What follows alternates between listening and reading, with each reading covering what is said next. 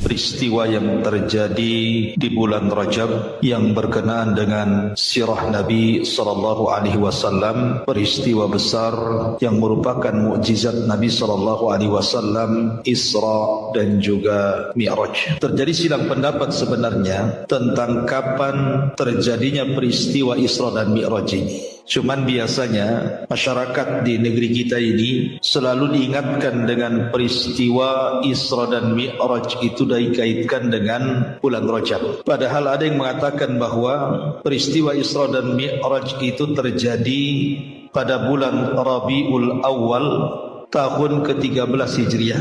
Tahun ke-13, bukan Hijriah, setelah diangkatnya menjadi Nabi, artinya sebelum hijrah Nabi sallallahu alaihi wasallam. Ada juga yang mengatakan terjadi di bulan Muharram pada tahun sama ke-13 sebelum hijrah Nabi sallallahu alaihi wasallam. Ada juga yang mengatakan di bulan Ramadan pada tahun 12 setelah diangkatnya menjadi Nabi, artinya 1 tahun sebelum hijrah. Tapi ada juga yang mengatakan bulan Rajab, tetapi bukan tanggal 28, tetapi tanggal, ada yang mengatakan tanggal 27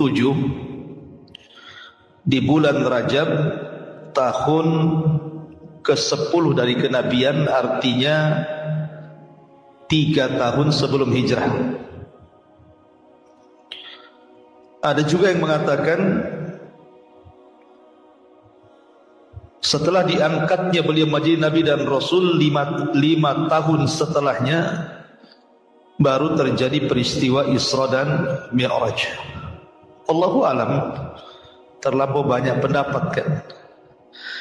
Ada yang mengatakan bulan Rabiul Awal, ada yang mengatakan bulan Muharram, ada yang mengatakan bulan Rajab, ada yang mengatakan bulan Ramadan, sehingga kita tidak bisa memastikan sebenarnya peristiwa Isra dan Mi'raj itu kapan. Akan tetapi yang jelas bahwa peristiwa Isra Mi'raj ini harus memiliki ketulusan iman. Sebab kalau tidak memiliki ketulusan iman, susah untuk dipercaya. Bagaimana mungkin waktu yang sangat singkat, sesingkat-singkatnya, bisa melakukan perjalanan maha dahsyat dari Masjidil Haram ke Masjidil Aqsa, naik lagi ke Sidratil Muntaha. Siapa yang akan sanggup melakukannya kalau bukan karena kuasa Allah? Makanya ketika peristiwa berlaku ini saja di zaman para sahabat sendiri hampir terjadi keraguan. Dan hanya Abu Bakar Siddiq radhiyallahu anhu yang paling mantap dan mengatakan, kalau seandainya ada peristiwa yang lebih mustahil daripada Isra dan Mi'raj, aku yang pertama kali membenarkannya. Itu di zaman dulu tuh. Makanya karena peristiwa ini satu di antara sekian mukjizat Rasul yang sangat besar, sehingga ketulusan iman itu harus ada. Bahwa kita harus yakin dan percaya bahwa Nabi itu diberikan mukjizat oleh Allah dalam 2 perjalanan. 1 Isra dan yang kedua Mi'raj. Ma'asyiral muslimin yang dimuliakan Allah Subhanahu wa taala. Baik, kita akan sedikit kisahkan tentang peristiwa Isra Mi'raj ini agak detail sedikit, dan kita ambil hikmah dan pelajaran daripada Isra dan Mi'raj ini. Ma'asyiral muslimin yang dimuliakan Allah Subhanahu wa taala, setelah Nabi sallallahu alaihi wasallam mengalami kesulitan dakwah, meninggal Abu Thalib. Setelah itu disusul meninggal dengan Khadijah. 2 orang ini adalah manusia yang paling berjasa dalam pengembangan Islam di permulaan dakwah Nabi. Walaupun Abu Talib sendiri mati kafir. Tapi bagi Nabi SAW dua manusia ini sangat berharga. Kalau bukan karena Allah Subhanahu wa Ta'ala, kemudian dua manusia ini, Abu Talib dan Khadijah, tentu dakwah Nabi SAW akan semakin sulit lagi. Sudah sulit, semakin sulit lagi. Sehingga ketika meninggal keduanya, Nabi SAW akhirnya sampai bertujuan untuk mencari areal dakwah baru. Karena tantangan di Mekah sudah tidak bisa lagi untuk dilanjutkan berdakwah. Maka Nabi SAW memilih Taif. Sampai di Taif pula kemudian orang-orang Taif kurang lebih dengan orang Mekah, bahkan lebih parah. Karena 10 hari Nabi SAW door to door dakwah di Taif itu, tidak ada satupun orang Taif yang menerima Nabi. Bahkan sepakat dan kompak, mulai dari anak-anak, orang dewasa, orang tua, laki-laki, laki dan perempuan, semua mengusir Nabi dengan cara melempari Rasul dengan batu. Ini kan luar biasa ya kawan. Itu bisa bayangkan, orang ketika berdakwah diusir satu kampung, dilempari batu. Kalau posisi saya langsung resign untuk jadi dai itu. Berat sekali gitu ya. Masuk ke kampung dilempari sama satu kampung, mau yang anak-anak kecil pun ikut-ikut pula kan. Kita bisa bayangkan susahnya Rasul berdakwah kala itu. Setelah pulang dari Taif, Nabi tidak bisa masuk Mekah. Karena kalau dia sampai masuk Mekah, dia pasti dibunuh.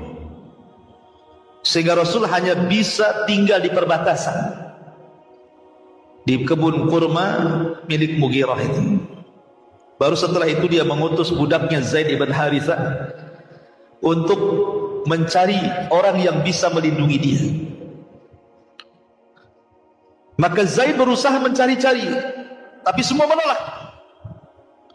Akhirnya Allah Subhanahu wa Ta'ala takdirkan adalah yang mau melindungi Nabi, sehingga Nabi SAW bisa masuk kembali ke Mekah. Dari sini Nabi SAW merubah dakwahnya kembali dari terang-terangan kembali ke Syria, ke door to door lagi. Sudah tidak terang-terangan lagi karena musuhnya terlampau kuat gitu ya. Nah dari sini Nabi SAW mulai berdakwah sembunyi-sembunyi lagi. Mulailah dia datang ke pembesar-pembesar beberapa kabilah, kebanyakan menolak. Ada juga yang menerima tapi dengan syarat dunia. Baru setelah kemudian ada orang-orang dari Madinah yang haji ke Mekah. Kemudian Nabi SAW mencoba mengajak dakwah kepada orang-orang Madinah. Disinilah terbuka Islam. Baru kemudian orang-orang yang datang dari kota Madinah itu baru mau menerima Islam. Justru orang-orang Mekahnya sendiri di awal dakwah menolak, kecuali sebagian kecil yang menerima dakwah Nabi. Lah di saat Nabi SAW betul-betul ditolak dakwahnya, bahkan orang-orang Quraisy itu sudah mulai mengancam dengan ancaman intimidasi yang luar biasa. Dari sini Allah Subhanahu wa Ta'ala ingin menenangkan hati Nabi, mengokohkan hati Nabi supaya jangan goyang dalam berdakwah. Maka dihiburlah oleh Allah dengan cara diberikan mukjizat besar yang disebut dengan peristiwa Isra dan Mi'raj ini. Itu kenapa kemudian awalnya Isra Mi'raj ini dihadiahkan Allah kepada Rasul. Baik. Ma'asyiral muslimin yang dimuliakan Allah Subhanahu wa Ta'ala, terkait dengan peristiwa Isra Mi'raj ini, ikhwan,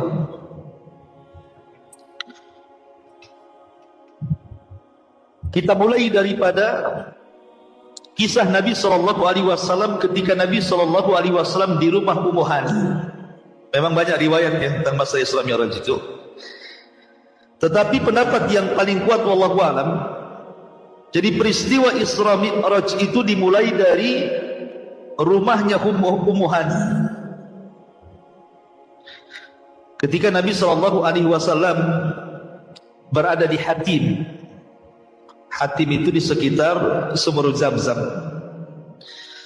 Ada yang mengatakan di Hijr Ismail. Tiba-tiba kemudian Nabi SAW didatangi dua malaikat. Malaikat ini kemudian membawa Nabi SAW ke Hatim, ke dekat sumur Zamzam itu, kemudian membelah dada Nabi. Kemudian setelah dibelah dadanya, diambil jantungnya, kemudian dicuci di bejana emas dengan air Zamzam, dan Allah penuhi jantung Rasul dengan hikmah dan iman. Kemudian dimasukkan lagi dan dijahit kembali. Tentu ini kan medisnya malaikat ya. Kalau medisnya orang bisa mati. Dan Rasul akan merasakan sakit yang luar biasa kalau orang yang mengoperasinya kan, karena di zaman itu juga peralatan-peralatan medis tidak secanggih zaman sekarang. Paling tinggi mungkin kalau ngurangi sakit itu suruh minum arak gitu ya, kalau zaman dulu kan. Dari sini pertanyaannya, kenapa Nabi SAW dibelah dadanya? Dibersihkan hati dan jantungnya. Walaupun ada khilaf ulama berapa kali sebenarnya Rasul itu dibelah dada itu. Ada yang mengatakan 2 kali, ada yang mengatakan 3 kali. Yang mengatakan 2 kali, peristiwanya adalah pertama saat Rasul masih kecil. Di rumah siapa? Halimah Sa'diyah. Ketika usia Rasul SAW masih anak-anak. Kemudian peristiwa yang kedua, saat peristiwa Isra Mi'raj dibelah dada lagi. Tetapi ada yang berpendapat ketiga, 3 pendapat, ketika Nabi SAW diangkat menjadi Nabi. Tetapi riwayat yang sahih wallahu alam, bahwa Rasul itu hanya dibelah 2 kali saja. Pertanyaannya, kenapa harus dibelah dadanya? Dibersihkan jantungnya, diisi iman dan hikmah serta takwa yang luar biasa pada hati Nabi SAW. Karena Nabi SAW akan menghadap Allah secara langsung tanpa perantara Jibril. Dari sini ada hikmah besar bagi kita ikhwan, bahwa setiap kita ini pasti akan berjumpa dengan Allah. Saya, Anda, siapapun akan berjumpa dengan Allah. Bukan berjumpa dalam arti kata melihat wajah Allah Subhanahu wa ta'ala. Semua ahli surga pasti melihat wajah Allah. Tetapi berjumpa dengan Allah itu di mauqif, di padang mahsyar. Semua manusia akan diajak bicara oleh Allah satu persatu. Dan di situ ada orang yang tidak dipandang Allah. Ada orang yang tidak mau diajak bicara Allah. Ada orang yang tidak mau dibersihkan oleh Allah. Artinya kita akan berjumpa dengan Allah di padang mahsyar. Sebagaimana Nabi SAW dibersihkan dadanya oleh Allah Subhanahu wa ta'ala karena akan berjumpa dengan dia, harusnya kita juga sama. Kita harus persiapan bahwa kita akan berjumpa dengan Allah Subhanahu wa ta'ala. Kemudian setelah Nabi SAW dibelah dadanya, dibersihkan jantungnya, kemudian dimasukkan kembali, diisi dengan iman dan hikmah, maka Jibril kemudian sudah mempersiapkan satu kendaraan khusus untuk para nabi yang disebut dengan Buraq. Buraq ini dia lebih kecil dari kuda, tetapi lebih besar dibandingkan keledai. Jadi sedang dia ya. Dia tidak besar kali, enggak. Kuda lebih besar, tapi tidak kecil kali seperti keledai, tidak, dia tengah-tengah. Tetapi buruk ini diberikan kecepatan langkah, kata Nabi SAW, sekali langkah maddal basar, sejauh mata memandang. Kalau antum naik ke ketinggian, kemudian mata antum melihat ke jauh sana, seperti itulah lompatan buruk itu.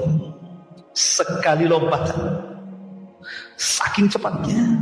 Dan buruk ini adalah tunggangan para nabi. Ada yang mengatakan ketika Ibrahim alaihi salatu wassalam hendak membangun Ka'bah bersama Ismail dari Palestina ke Mekah, maka kendaraan Ibrahim adalah buruk. Artinya buruk itu kendaraan para nabi. Waktu saya kecil dulu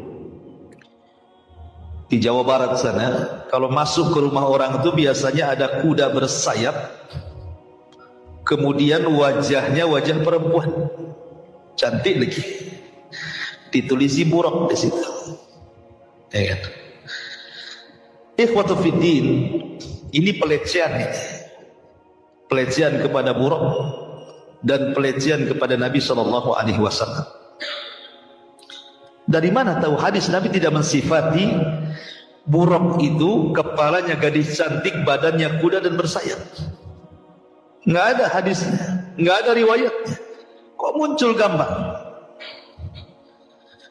Setelah usut punya usut, saya coba menelisik, membaca gitu ya dari beberapa referensi di internetnya.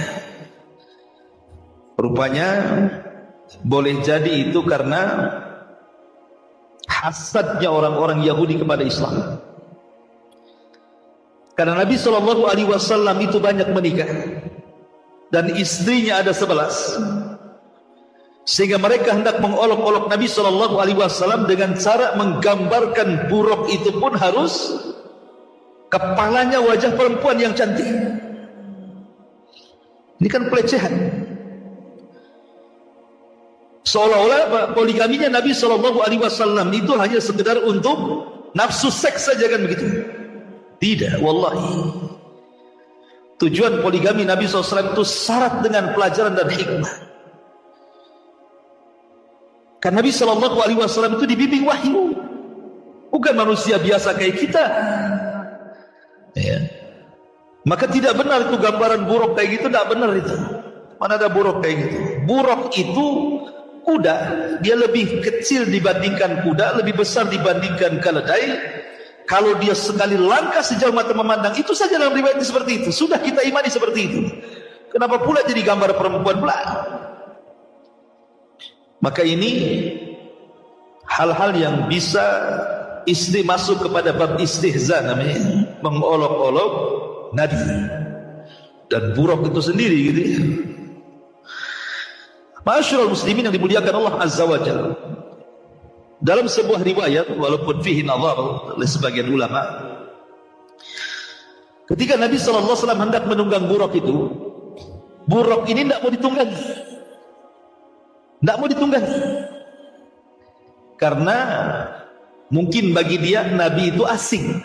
Kayak antum kan, naik kuda tidak pernah ditunggangi kita, nggak terbiasa dengan kita, otomatis kan bahasa Melayunya nggak, kurang selesa lah kuda itu ya, kurang enak gitu kan, karena orang baru masalahnya.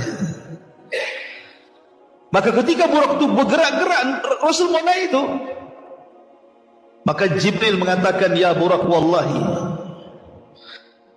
wahai Burak, demi Allah, kata Jibril, tidak ada manusia yang lebih mulia yang menunggangi dirimu kecuali Muhammad SAW. Maka tiba-tiba Burak pun terdiam, Rasul pun kemudian naik di atasnya. Dari sini menunjukkan apa?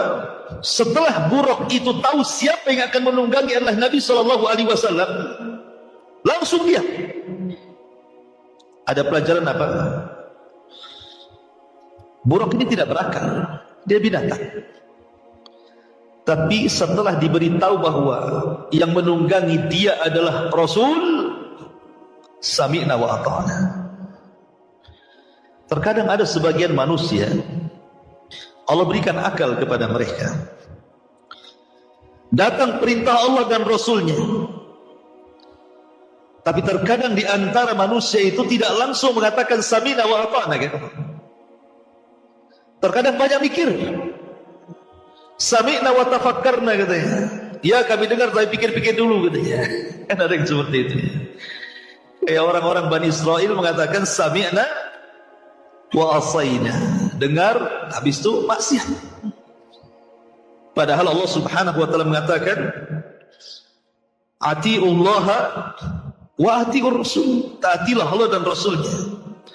Fa in tanaza'tum fi syai'in farudduhu ila Allah war Rasul. Kalau kalian berselisih dalam sebuah permasalahan, kembalikan kepada Allah dan Rasulnya. Jadi kalau seandainya buruk yang tidak berakal saja diberitahu yang akan menungganginya, Nabi langsung diam, sami'na wa ata'na. Harusnya kita yang berakal, yang lebih mengatakan sami'na wa ata'na. Dan itu kata kunci seorang beriman apabila Allah dan Rasulnya memerintahkan sebuah perkara. Peristiwa Mi'raj ini kan baru Mi'raj namanya. Isra, belum Mi'raj. Isra itu perjalanan malam dari Masjidil Haram ke Masjidil Aqsa. Perhatikan ayatnya. Allah mengatakan subhanalladzi asra bi'abdihi lailan minal masjidil haram ilal masjidil aqsa alladhi barakna fiha. Maha suci Allah yang telah memperjalankan hambanya. Subhanallah. Allah tidak mengatakan maha suci Allah yang memperjalankan nabinya. Allah tidak mengatakan maha suci Allah yang telah memperjalankan Rasulnya. Tapi Allah katakan maha suci Allah yang telah memperjalankan hambanya dari Masjidil Haram ke Masjidil Aqsa. Apa faedahnya? Ya. Kenapa tidak kata Nabi atau Rasul saja ya? Kenapa pakai hamba? Di sini ada faedah besar yang bagus sekali ikhwan. Nabi ini akan dinaikkan ke langit, bahkan dinaikkan lebih tinggi dibandingkan langit, bahkan akan melewati banyak peristiwa di langit, bahkan akan sampai di ujung langit. Artinya Nabi akan naik ke atas.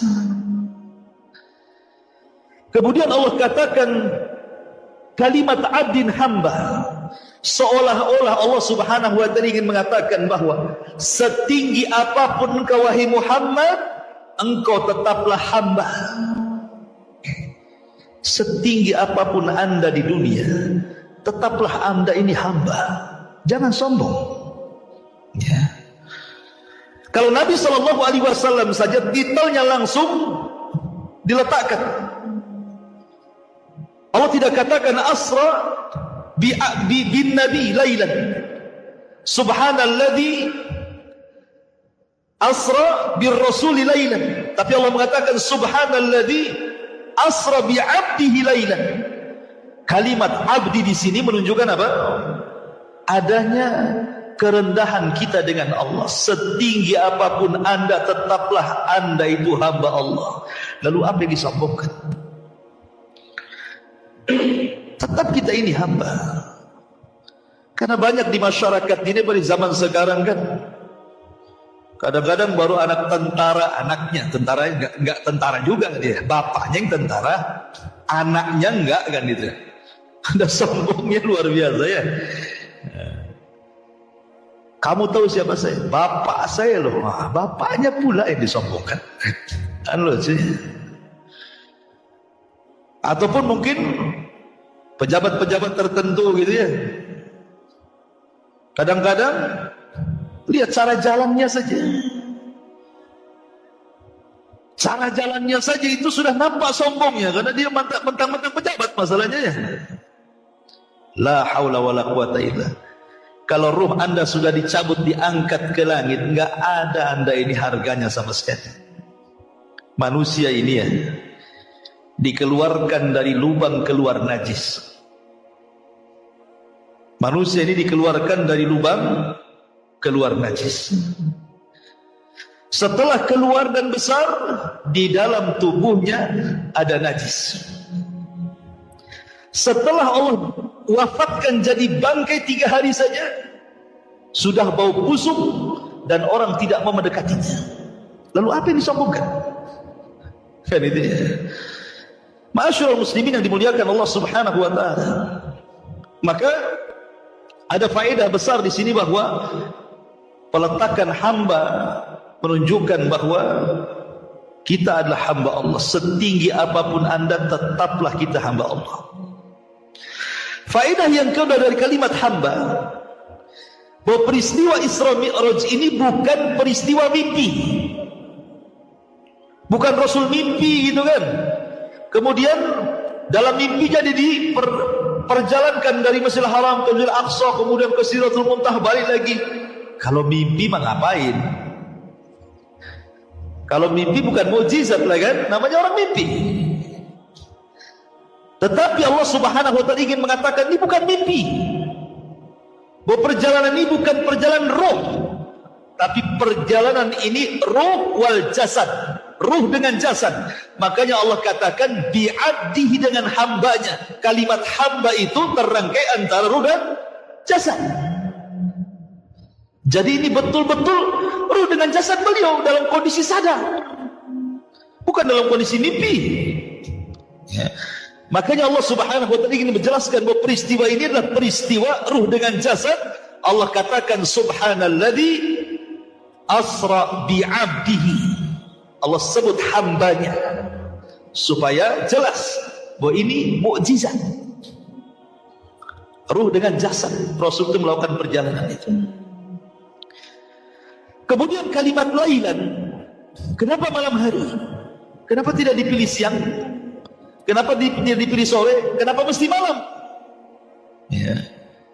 Dari sini menunjukkan bahwa malam itu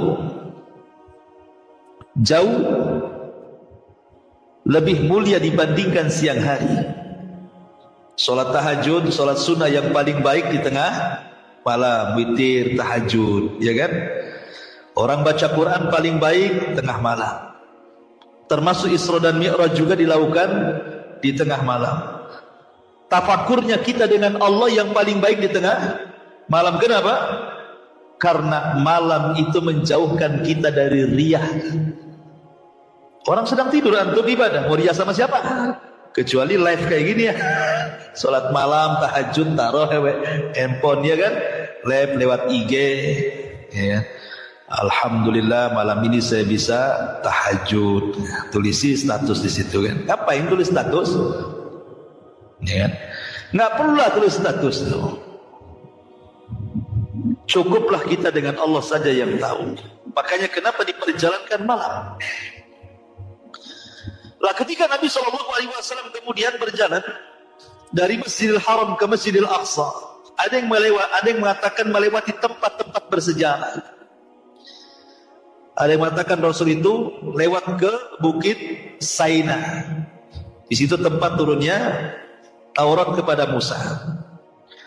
Kemudian juga singgah di Bethlehem, Baitul Lahmin, tempat lahirnya Isa, besarnya Isa, dan diutusnya Isa menjadi Nabi dan Rasul. Dan ke tempat-tempat bersejarah lainnya. Baru kemudian Nabi SAW sampai di Masjidil Aqsa. Pertanyaannya, kenapa harus ke Masjidil Aqsa? Kenapa tidak langsung dari Mekah saja kan? Dari Mekah langsung ke Sidratil Muntaha, balik lagi ke Mekah. Kenapa harus melakukan perjalanan sejauh itu dari Masjidil Haram ke Aqsa ini? Apa hikmahnya? Satu, supaya Nabi SAW bisa mendebat musuh-musuhnya. Kalau Nabi SAW dari Mekah langsung ke Sidratul Muntaha balik lagi, tidak bisa mendebat musuhnya. Maksudnya gimana?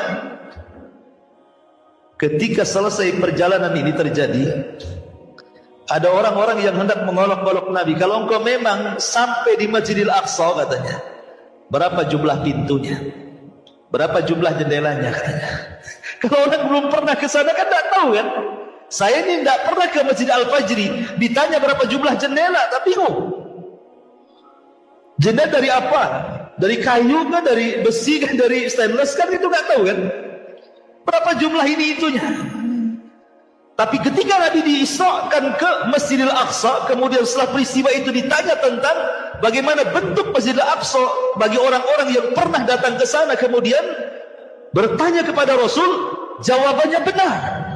Pintunya sekian, jendelanya sekian, sifatnya seperti ini.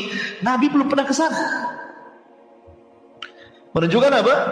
Kebenaran perjalanan itu kan. Makanya harus dilewatkan ke sana, supaya bisa membantah bahwa peristiwa ini benar adanya gitu, maksudnya ya, bukan bohong-bohongan. Yang kedua, bahwa Masjidil Aqsa itu kiblatnya para nabi. Kiblat seluruh para nabi itu Masjidil Aqsa. Dan Nabi SAW mengatakan, nahnu ma'asyirul anbiya lil'allah, abuna wahid wa ummuna syaddah. Kami para nabi ini satu turunan, bapak kami satu, ibunya yang banyak. Sehingga kemudian para nabi pernah berkumpul di Masjidil Aqsa. Maka nabi juga sama, bagian dari para nabi ikut serta di Masjidil Aqsa. Bahkan Rasul sholat di belakang arwah para nabi. Beliau menjadi imam, makmumnya arwah para nabi, untuk menunjukkan bahwa dia adalah Sayyidul Anbiya'i wal Mursalin, pemimpinnya para nabi, karena yang sholat di belakang para nabi.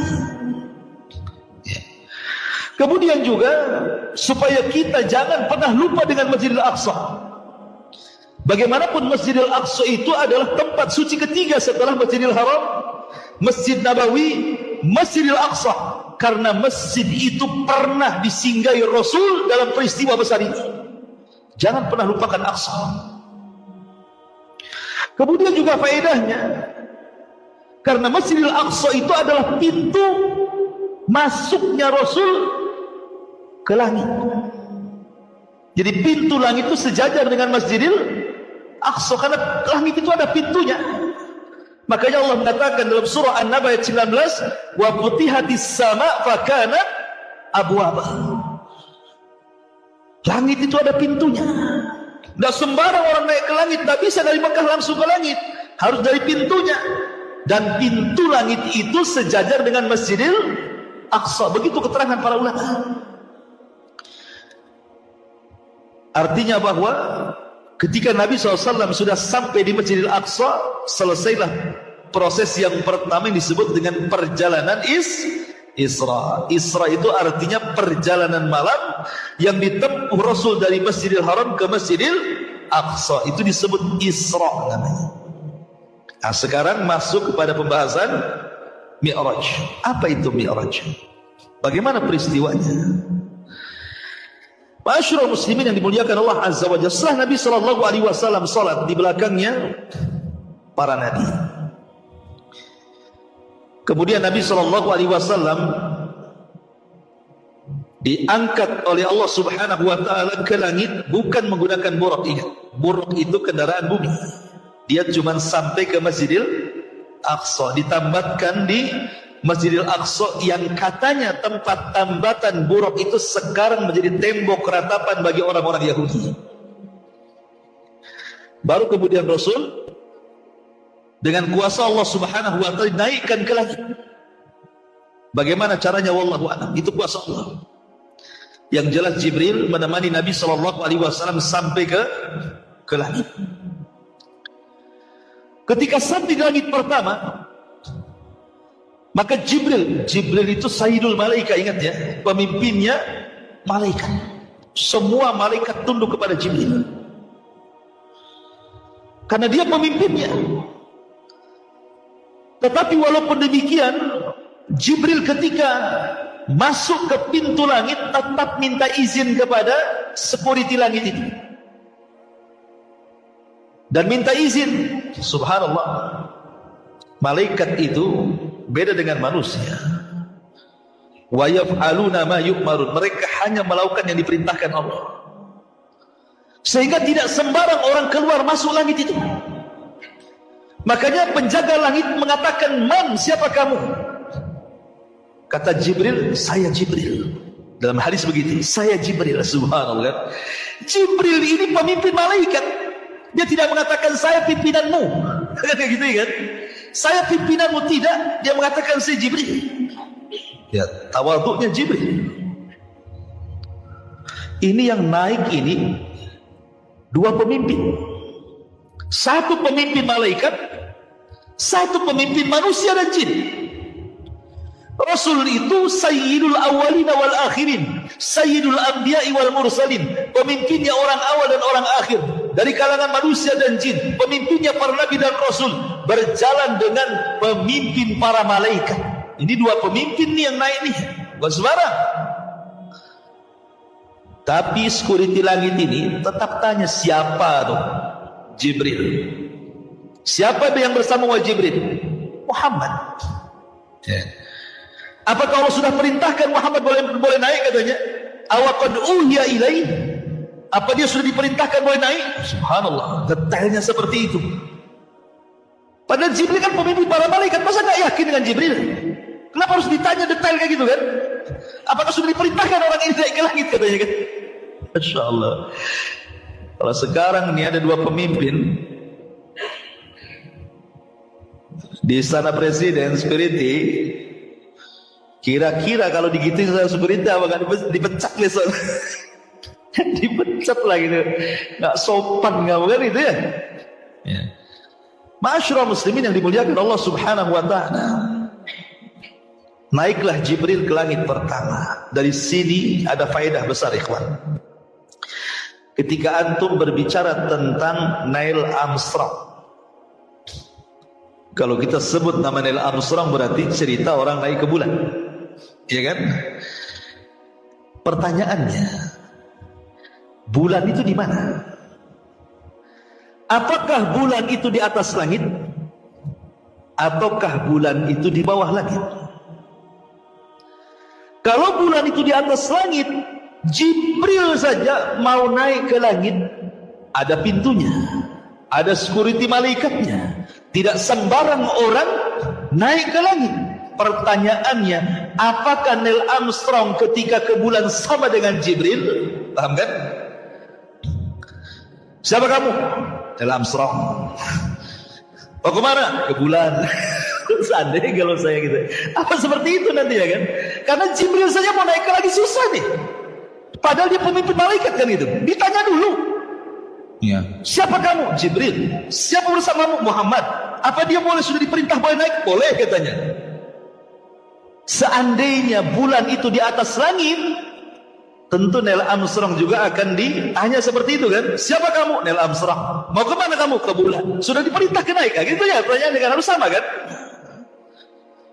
Berarti mungkin nggak Neil Armstrong dibukakan pintu langit itu?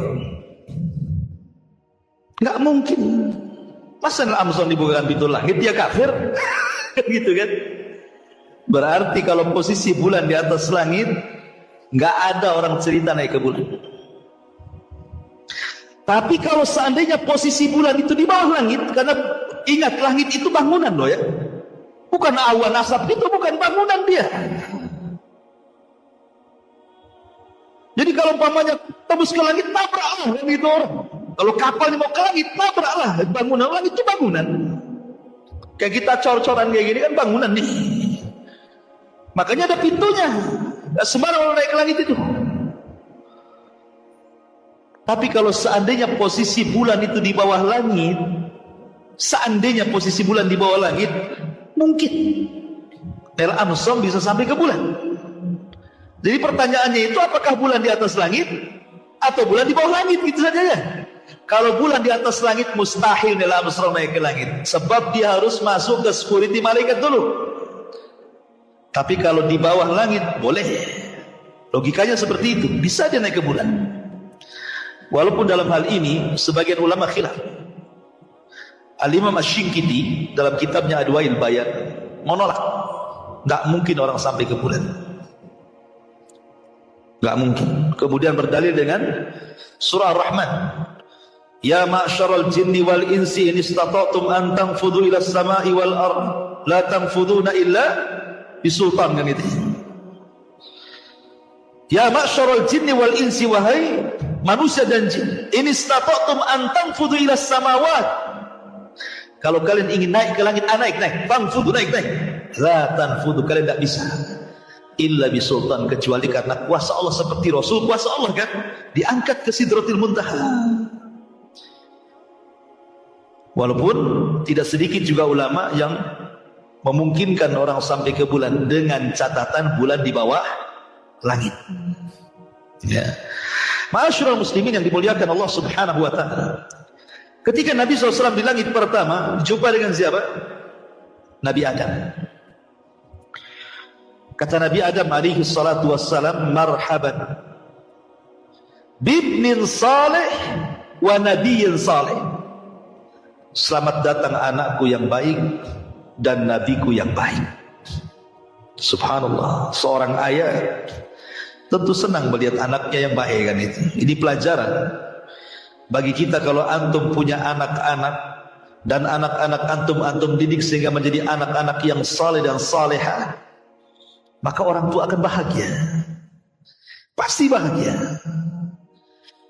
Tapi kalau seandainya kita punya anak nakal luar biasa, rungsek kayaknya, banyak orang-orang tua sampai ngutuk anaknya, nah kalau kau tahu kayak gini bagus tidak aku lahirkan kau, katanya. Ada yang orang tua kayak gitu, kau udah tahu kau kayak gini ngapain ku lahirkan kamu, katanya. Tapi kalau anak itu baik, lihat Nabi Adam, melihat Nabi SAW, dia yurahim, memberikan selamat, marhaban bibnin salih wa nabiyyin salih, duhai anakku yang saleh dan nabiku yang saleh. Kemudian Rasul menatap Nabi Adam. Kadang-kadang Adam menoleh ke kanan seperti ini, tersenyum. Kemudian menoleh ke kiri seperti ini, menangis. Pemandangan ini oleh Nabi SAW ditanyakan kepada Jibril. Kenapa Nabi Adam itu kalau dia nengok ke kanan dia tertawa, kalau nengok ke kiri dia menangis? Ada apa dengan dia, katanya. Maka malaikat Jibril mengatakan, sesungguhnya ketika dia menengok ke kanan, dia sedang melihat arwah keturunan-keturunannya yang masuk surga. Dia pun senang.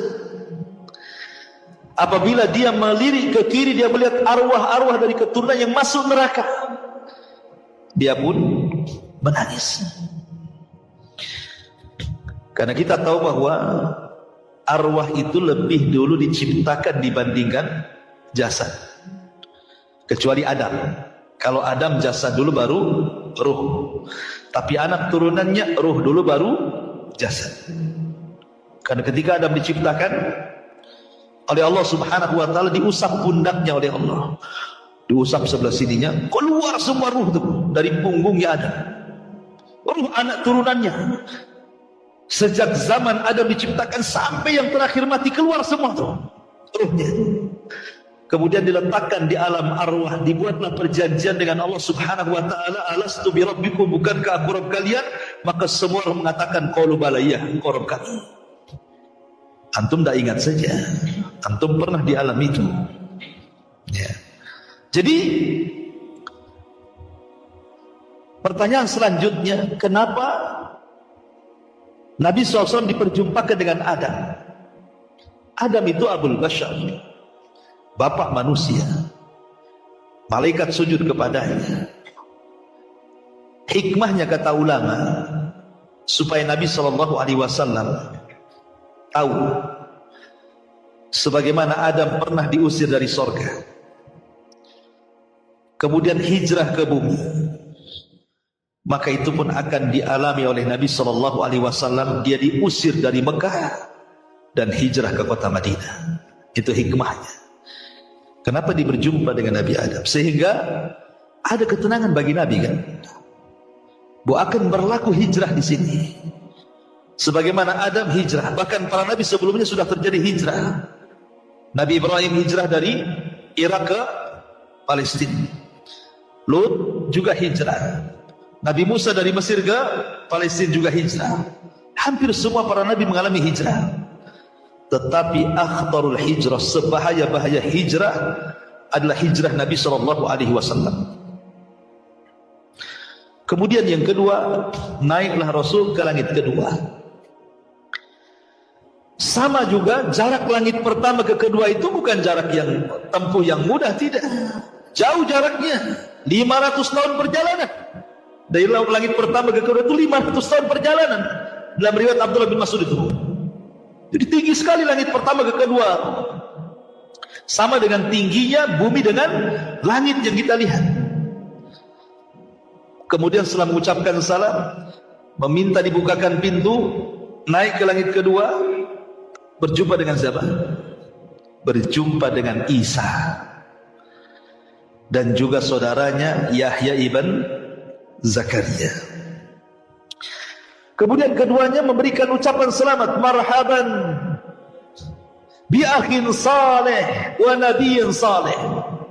Selamat datang saudaraku yang saleh. Di sini tidak mengatakan anakku yang saleh, saudaraku yang saleh dan nabiku yang saleh. Maka Nabi SAW berjumpa dengan Isa dan juga Yahya. Nabi Isa bin Maryam belum meninggal, sehingga Nabi SAW berjumpa dengan Isa itu ruh dan jasad. Karena Isa kan belum mati, belum meninggal. Jadi masih dengan ruh dan jasadnya di langit kedua itu. Karena Allah mengatakan bal rafa'ahu Allahu ila sama, bahkan kami angkat Isa ke langit. Ketika orang-orang Yahudi mengklaim kami membunuh qatalna Isa bin Maryam, kami sudah membunuh Isa bin Maryam, maka Allah bantah, wa ma qataluhu wa ma sallabuhu walakin syubbiha lahu bal rafa'ahu Allahu ila sama. Yahudi tidak membunuhnya, Yahudi tidak menyalibnya, bahkan Isa diserupakan dan Isa diangkat ke langit. Bantahan Quran.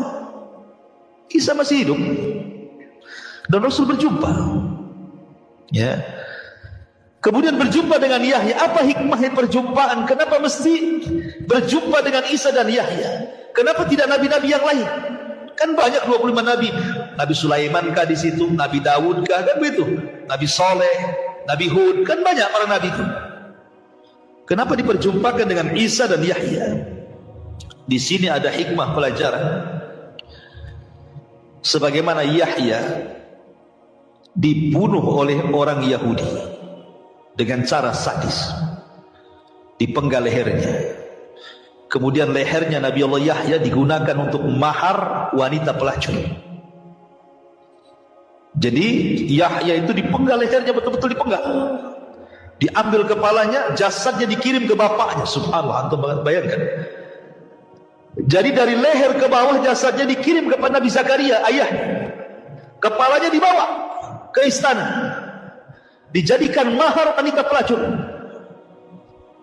Oleh siapa? Yahudi. Kemudian Isa bin Maryam dikepung rumahnya, sehingga kemudian kalau bukan karena pertolongan Allah Subhanahu wa taala, Isa pun mungkin dibunuh juga, karena sudah dikepung tentara itu rumahnya. Kemudian Isa mengatakan kepada murid-muridnya, siapa di antara kalian yang mau kuserupakan wajahnya denganku, kujadikan kalian temanku di sorga. Tidak ada yang mau, karena tahu mau dibunuh.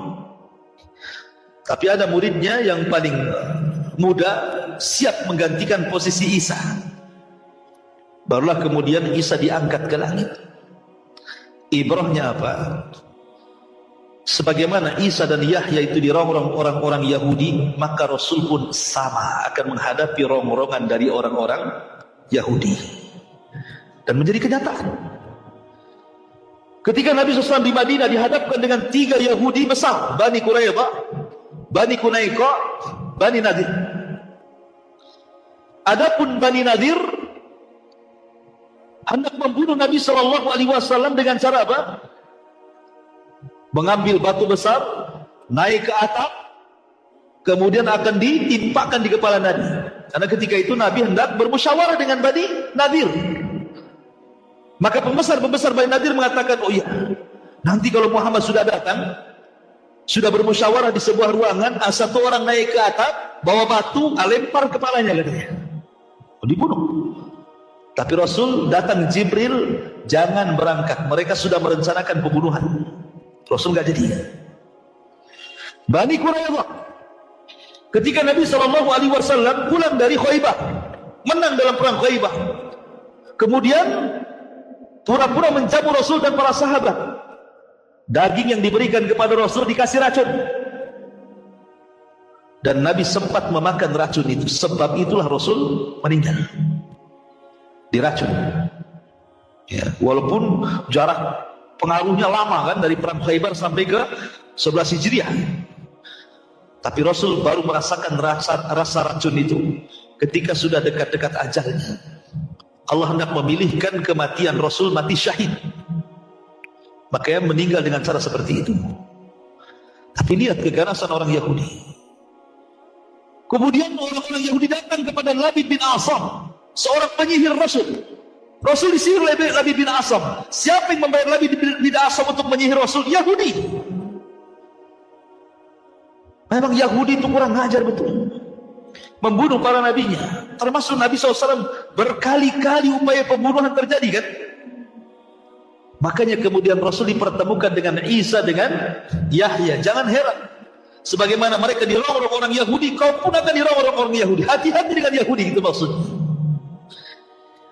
Baru Nabi SAW naik ke langit berapa? Ketiga. Berjumpa dengan siapa? Nabi Yusuf. Dan Yusuf itu dikatakan memiliki separuh dari ketampanan Adam. Berarti Adam itu tampan, ya kan? Kalau Nabi Yusuf saja separuh ketampanan Adam, wanita-wanita itu ngiris-ngiris jari sambil pegang buah. Faqatta'na aydiyahun. Mereka sampai mengiris-ngiris begini, nggak terasa darahnya nyucur gitu ya. Nengokin Yusuf belang gitu kan, saking gantengnya. Berarti Adam tuh ganteng sekali. Kenapa kemudian Darwin bilang kita pula keturunan kera pula gitu ya? Adam mana ada gantengnya kera itu? Tengok kera itu, gantengnya dibedakin pun tidak ada ganteng-gantengnya kera itu. Mau dioperasi plastik akan ganteng deh. Ma'asyiral muslimin yang dimuliakan Allah Azza wa Jalla. Jadi Adam itu ganteng sekali. Makanya Yusuf diberikan separuh ketampanan Adam. Lalu apa hikmahnya? Kenapa Rasul diperjumpakan dengan Nabi Yusuf? Hikmahnya, Nabi Yusuf ini ketika usia 10 tahun dicelakakan oleh siapa? Saudara-saudaranya kan? Saudara-saudaranya datang kepada ayahnya, kami kan jarang main dengan Yusuf ya, tolonglah sekali-kali mainlah dengan kita, izinkan. Masa di rumah terus gitu kan? Kata ayahnya, enggak, saya takut Yusuf dimakan serigala. Loh, kami ini orang-orang kuat, masa kami nggak bisa kalahkan serigala, katanya. Akhirnya terus minta-minta, dilepas juga Yusuf. Apa yang terjadi? Terjadilah makar saudara-saudara Nabi Yusuf. Mereka pun berbuat jahat. Akhirnya memasukkan Yusuf ke sumur. Padahal mereka itu 3 perencanaannya. Dibunuh, dilempar ke tengah-tengah hutan, atau dimasukkan ke sumur. Lihat jahatnya mereka tuh maksudnya. Lah sebagaimana Nabi Yusuf dirongrong oleh keluarganya, maka engkau pun wahai Muhammad, dakwahmu akan dirongrong keluargamu. Siapa yang merongrong pertama dakwah Rasul? Abu Lahab. Abu Lahab yang pertama merongrong dakwah Nabi. Belum ada orang musuh Nabi, Abu Lahab pertama musuh Nabi. Makanya Allah kutub sampai kiamat, tabbat siada Abi Lahab wa tab, ma agna anhu maluhu wa makasab, sayasla narum datalahab, wa imra'atu hammalatal hatab fi jidha hablum min masad. Bayangkan surah Tabbat sini tidak diselipkan di surah Al-Baqarah. Tidak pula diselipkan di surah Al-Imran. Tidak juga diselipkan di surah Al-An'am. Kenapa? Kalau seandainya Tabbat siada diselipkan di tengah-tengah Al-Baqarah, nggak ada orang baca. Sikit yang baca kan. Baca Al-Baqarah mana imam? Imam baca paling 5 ayat awal aja Al-Baqarah, habis itu nah mungkin satu surat Al-Baqarah kecuali Ramadan kan itu ya. Itu pun yang banyak hafal aja yang hafid. Tapi Allah sendirikan Tabbat tidak diletakkan di tengah-tengah surat panjang, disendirikan jadi surat pendek, sehingga mudah dihafal dan semua orang mudah baca, dan imam rata-rata membacanya. Bayangkan, supaya peristiwa ini jangan dilupakan.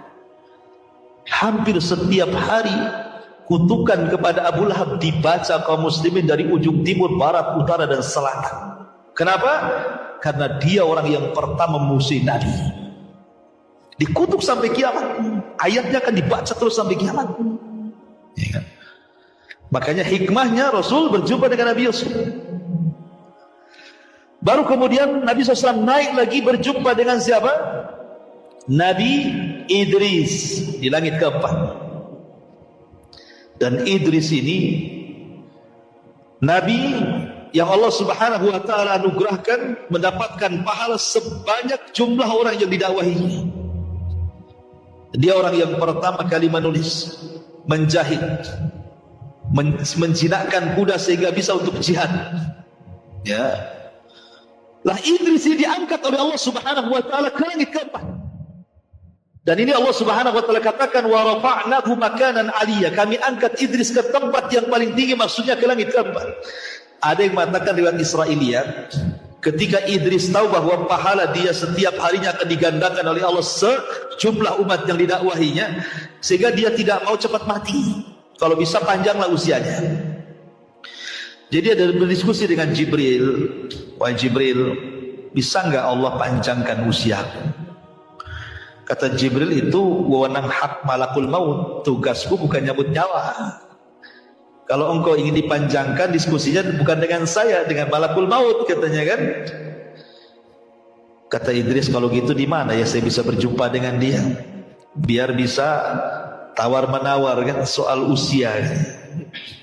Kata Jibril, kalau kau mau aku angkat kau ke langit. Akhirnya Jibril mengangkat Idris ke langit. Ini kisah Israiliyat ya. Kemudian sampailah di langit keempat.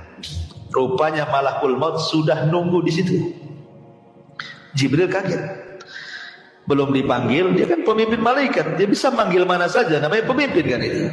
Belum dipanggil sudah ada di situ. Kata Jibril, saya belum memanggil dirimu, kenapa kau ada di sini? Kata malakul maut, aku pun heran. Barusan aku mendapatkan tugas dari Allah, disuruh mencabut manusia di langit keempat. Mana ada manusia di langit keempat, katanya. Kan gitu ya. Rupanya siapa? Idris, yang baru diangkat Jibril. Subhanallah. Idza jaa ajaluhu la yastakhiruna sa'atan wa la yastaqdimun. Kalau sudah datang ajalnya enggak bisa maju, enggak bisa mundur. Pas waktunya kan itu. Satu sisi Idris ingin berdialog, minta ditambah usianya, sisi lain pula Allah menugaskan malakul maut mencabut nyawanya. Kontras ya kan? Iya. Lagi ini kisah Israiliyat. Ya. Karena dari kisah ini ada yang mengatakan bahwa satu-satunya nabi yang meninggal di langit ya Idris. Ada yang mengatakan enggak, Idris yang meninggal di bumi, enggak di langit. Khilaf ulama masalah ini. Intinya bahwa kenapa Nabi berjumpa dengan Idris? Idris ini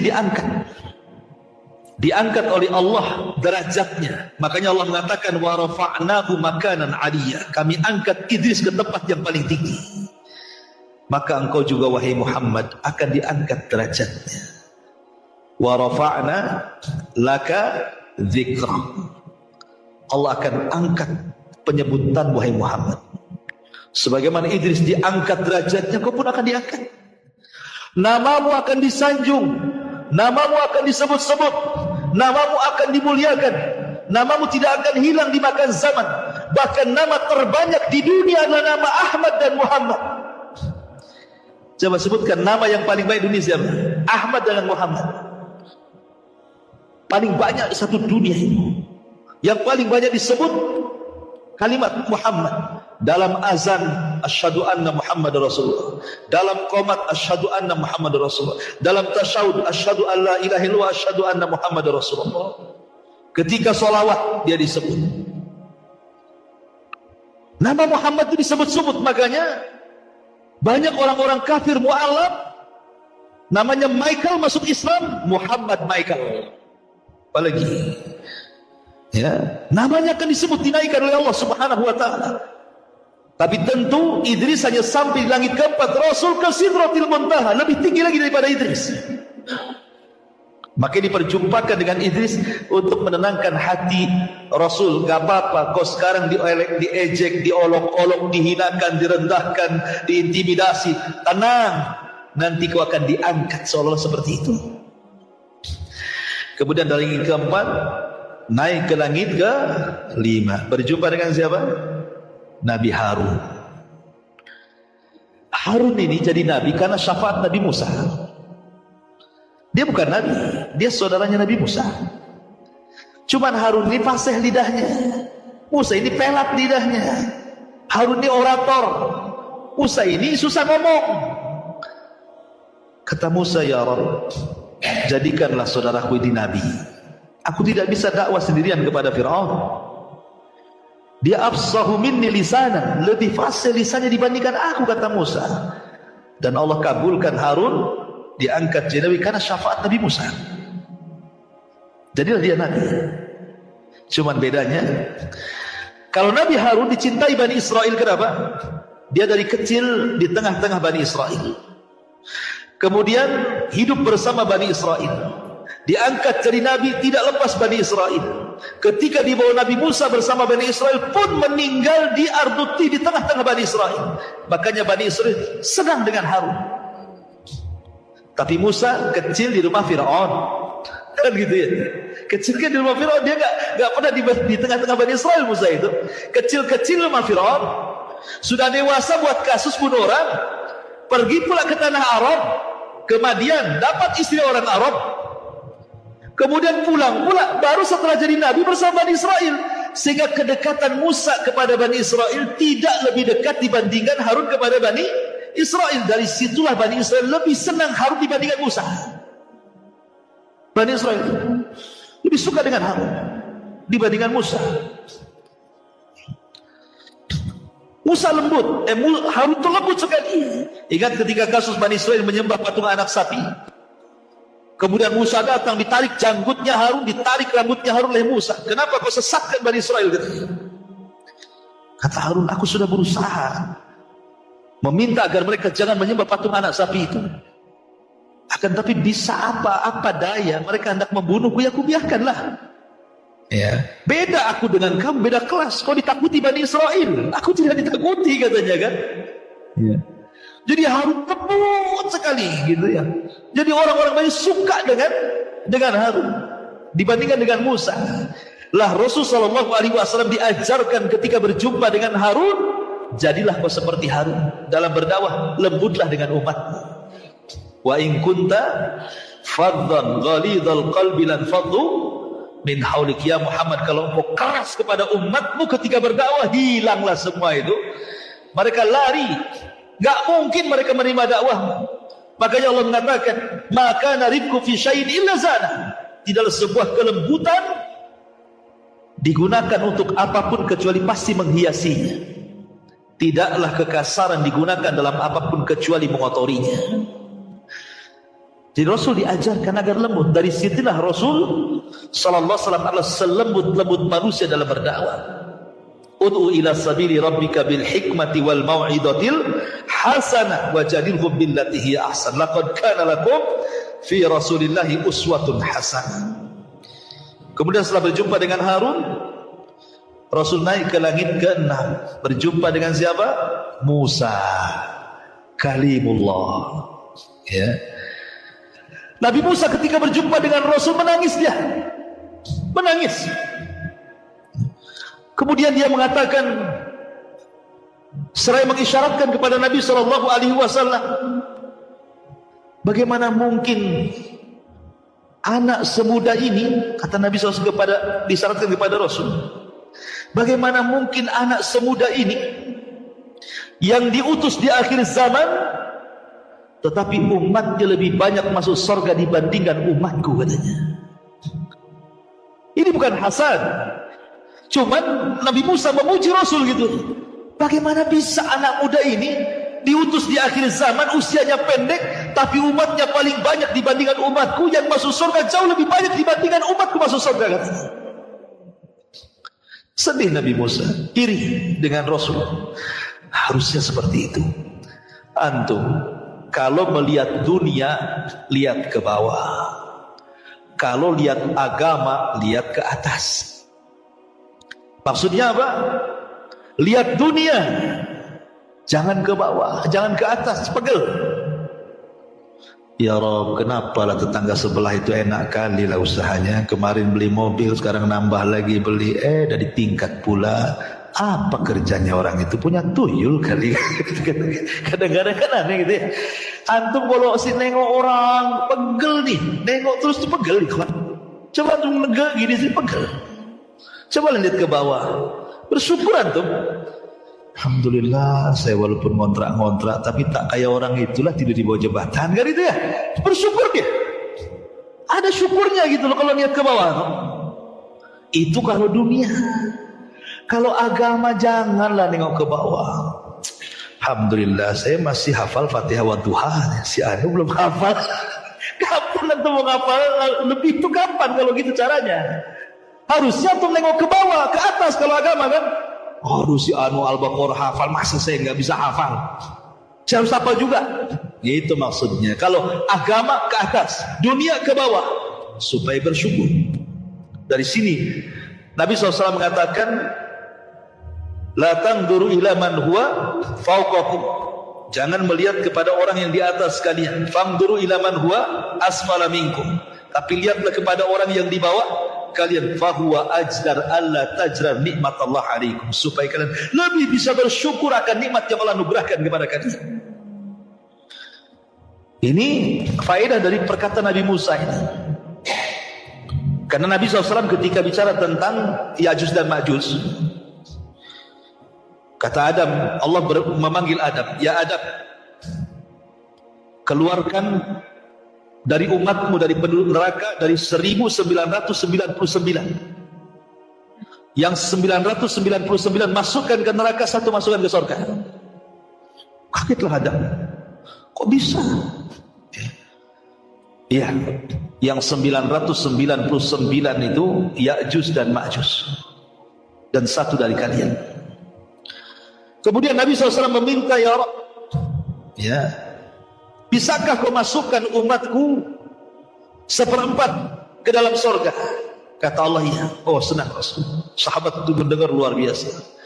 Kemudian Rasul minta lagi, bisakah syatru ummati, separuh umatku masuk surga? Bisa. Dari situlah maka umat Muhammad itu separuh dari umat Muhammad masuk surga. Dan riwayat 2/3. Ya. Makanya Musa mengatakan, kok bisa anak muda ini udah lahir paling belakang, diutus paling belakang, kok umatnya paling banyak masuk surga dibandingkan diriku kan begitu ya. Tapi apa faedahnya coba? Kenapa Nabi SAW harus diperjumpakan dengan Nabi Musa? Musa itu Nabi yang paling sayang dengan kita. Makanya kalau antum bacakan, paling banyak kisah Musa dicantumkan dalam Quran. Termasuk umatnya Bani Israel lebih banyak diceritakan dalam Al-Quran. Padahal umat-umat terdahulu banyak. Ada kaum Ad, kaum Samud, kaum Madian, kaum Sodom. Tapi Bani Israel yang paling banyak diceritakan. Karena Nabi yang paling sayang dengan Rasul dan umatnya itu adalah Nabi Musa. Coba bayangkan, kalau Nabi Musa tidak ngomong sama Rasul, apa yang Allah perintahkan kepada? Kata Rasul, 50 waktu sholat. Apa kata Musa? Laqad jarrabtu Bani Israel fala yastati'un. Aku sudah coba ibadah seberat itu kepada Bani Israel, gak sanggup mereka. Sebaiknya kau naik lagi ke atas. Coba minta keringanan. Yang meminta keringanan Rasul. Siapa yang nyuruh? Nabi Musa kan? Jadi Musa itu sayang juga dengan kita kan itu. Seandainya Nabi Musa nih tidak ngomong seperti itu kepada Rasulullah, kemudian Rasul langsung turun ke bumi, kemudian kita diwajibkan sholat 50 waktu, ikhwan.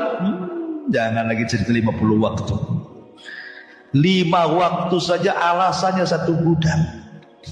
Maghrib capek, males jamaah, kadang-kadang tinggal maghrib, waktu isya dan ngantuk, tidur.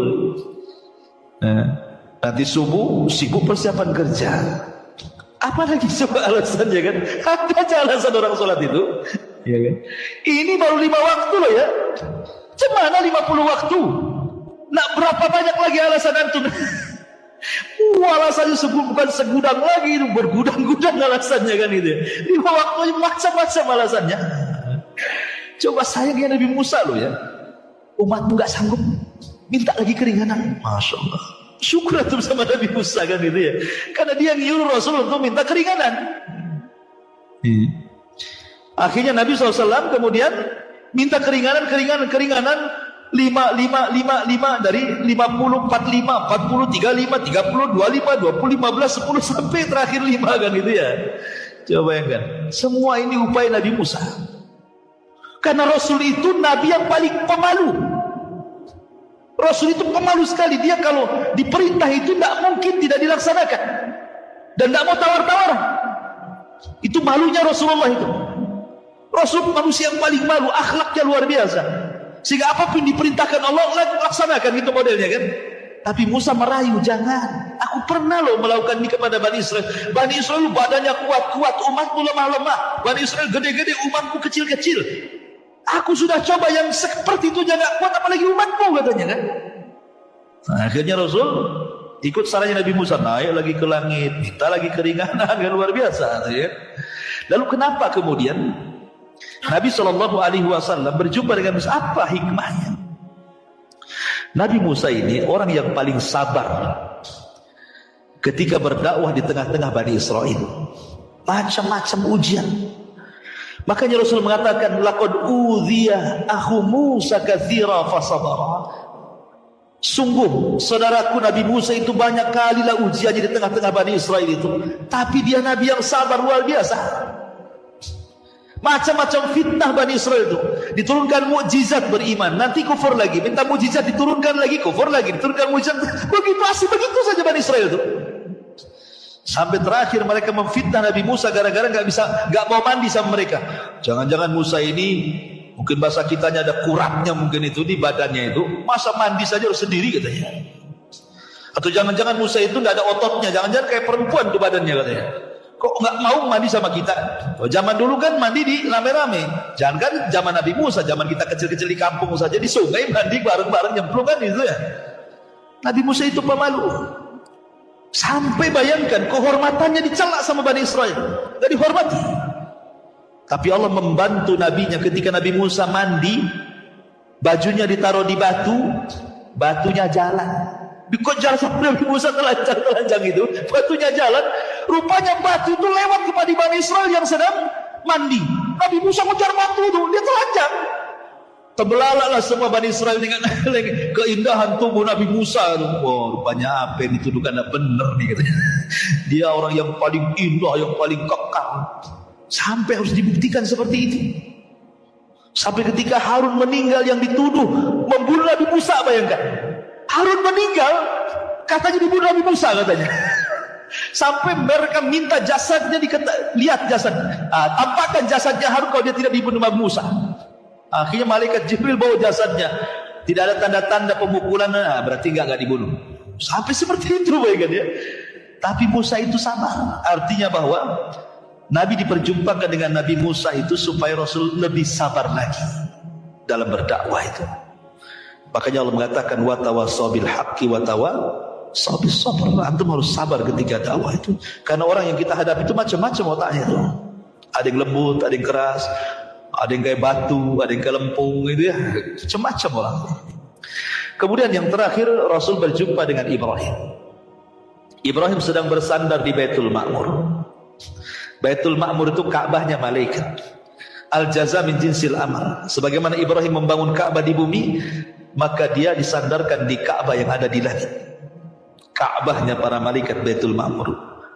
Kata ulama, Ka'bah malaikat dengan Ka'bah bumi itu sejajar. Kalau ini roboh, maka kena dengan Ka'bah di bawah. Jadi sejajar, kata ulama.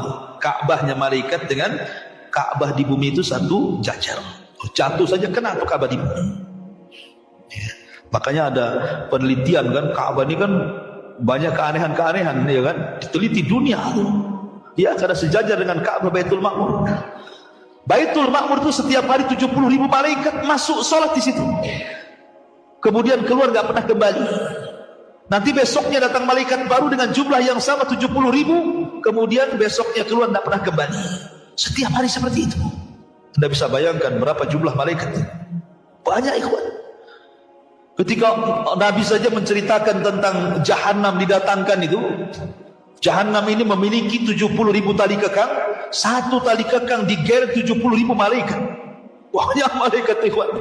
Bahkan Rasul mengatakan di langit itu tidak kurang dari 4 jari ini 4 jari. Ya, ada malaikat, 4 jari ada malaikat, 4 jari ada malaikat.